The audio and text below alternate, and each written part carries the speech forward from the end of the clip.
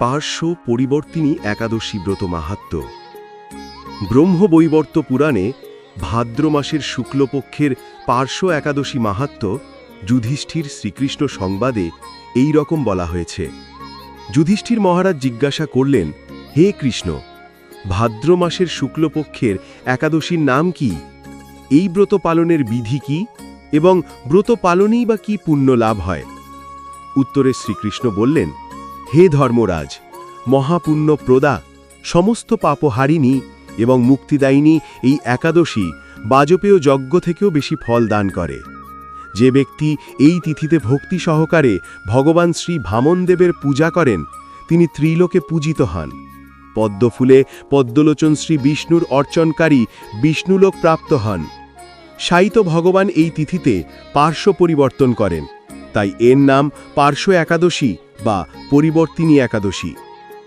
যুধিষ্ঠির মহারাজ বললেন, হে জনার্দন, আপনার এই সকল কথা শুনেও আমার সন্দেহ পূর্ণরূপে দূর হয়নি।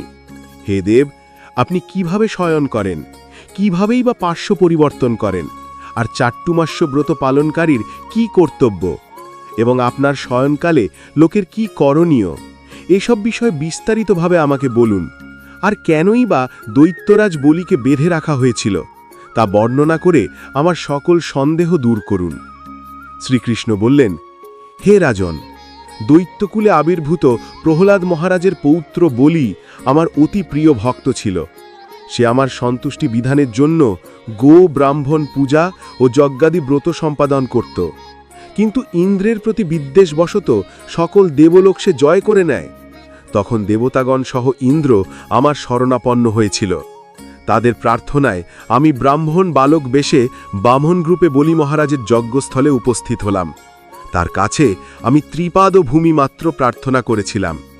সেই তুচ্ছ বস্তুর থেকে আরও শ্রেষ্ঠ কিছু সে আমাকে দিতে চাইলেও আমি কেবল ত্রিপাদ ভূমি গ্রহণেই স্থির থাকলাম।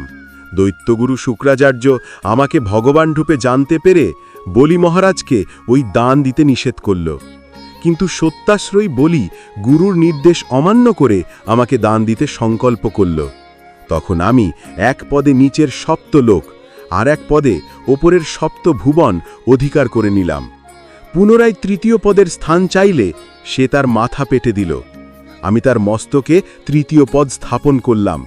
তার আচরণে সন্তুষ্ট হয়ে আমি সর্বদা তার কাছে বাস করার প্রতিশ্রুতি দিলাম।